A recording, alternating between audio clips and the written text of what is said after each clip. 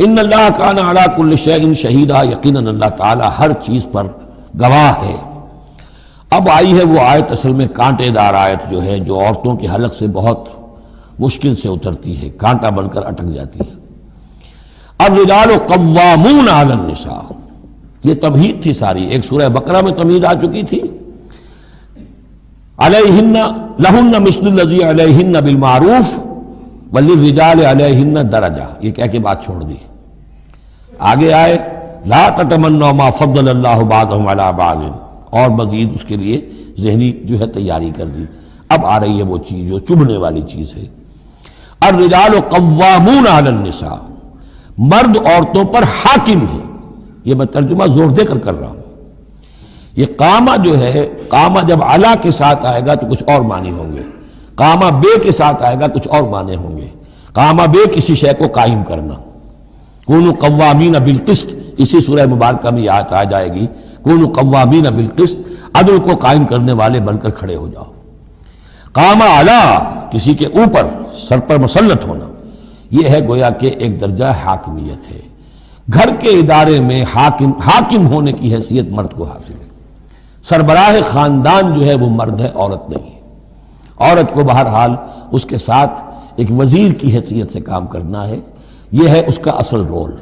اسی لیے میں بیان کر چکا ہوں کہ وہ جو نسیان کا معاملہ تھا، اللہ تعالیٰ نے اس کے اندر چونکہ یہ سیکنڈ رول پلے کرنا ہے اسے یقیناً اس کے جذبات کو تو زیادہ ٹھیس پہنچنے کا امکان رہے گا۔ آدمی کو، ہر انسان، مرد بھی چاہتا ہے میری بات چلے، عورت چاہتی ہے میری بات چلے۔ اب آخر کار کس کی بات چلے گی؟ یا تو دونوں کسی طریقے سے کسی مسئلے میں متفق ہو جائیں، اور عورت جو ہے بیوی اپنے شوہر کو دلیل سے، اپیل سے جس طرح قائل کر لے تو معاملہ ٹھیک ہو گیا۔ اب اگر نہیں ہو رہا معاملہ تو اب کس کی رائے چلے گی؟ مرد کی رائے چلے گی۔ تو کس کو اس سے ایک صدمہ پہنچے گا؟ عورت کو پہنچے گا۔ لیکن اس صدمے کا ہی جو ہے انفلوئنس، اس کو کم کرنے کے لیے سیفٹی والو، نسیان کا مادہ اللہ تعالیٰ نے عورت میں زیادہ رکھ دیا۔ اسی لیے پھر اس قانون شہادت کے اندر ایک مرد کی جگہ 2 عورتوں کو وہاں پر اس کا نصاب رکھا گیا۔ الرجال قوامون علی النساء بما فضل اللہ بعضهم علی بعض۔ اب یہ دوسری بات ہے کہ اگر وہ شوہر حاکم ہو کر ظلم کرتا ہے، ان کے حق ادا نہیں کرتا ہے، تو اللہ کے ہاں بڑی سخت پکڑ ہوگی۔ یہ تو دوسری بات ہے بالکل۔ لیکن یہ کہ جو قانون ہے اسلام کا وہ یہی ہے کہ یہ اختیار دیا گیا، اب آپ اس اختیار کا غلط استعمال کر رہے ہیں، آپ اس کو ظلم کا ذریعہ بنا رہے ہیں، تو اس کی سزا اللہ تعالیٰ کے ہاں آپ کو مل جائے گی۔ بما فضل اللہ بعضهم علی بعض، بسبب اس فضیلت کے جو اللہ نے بعض کو بعض پر دی ہے، وبما انفقوا من اموالہم، اور بسبب اس کے کہ جو وہ خرچ کرتے ہیں اپنے مال۔ اب دیکھیے یہ خرچ کرنے کا معاملہ اسلام میں شادی سے شروع ہو گیا۔ شادی مرد کی بھی ضرورت ہے، عورت کی بھی ضرورت ہے، لیکن مرد مہر دیتا ہے، عورت مہر وصول کرتی ہے۔ تو جو خرچ کرنے والا ہے اب اس کی ایک حیثیت دوسری ہو گئی۔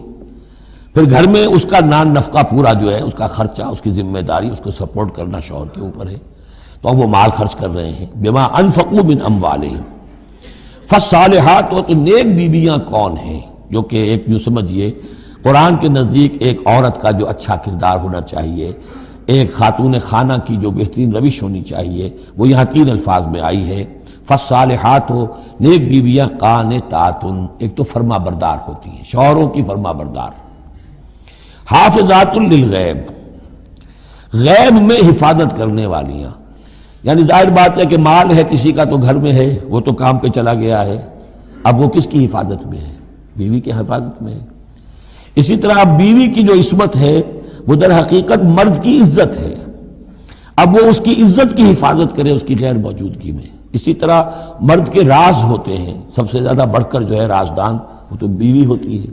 تو 3 اعتبارات سے حافظات للغیب، حافظات للغیب، غیب میں حفاظت کرنے والیاں، حفاظت کرنے والیاں شوہر کے مال کی، شوہر کے رازوں کی، اور شوہر کی عزت کی۔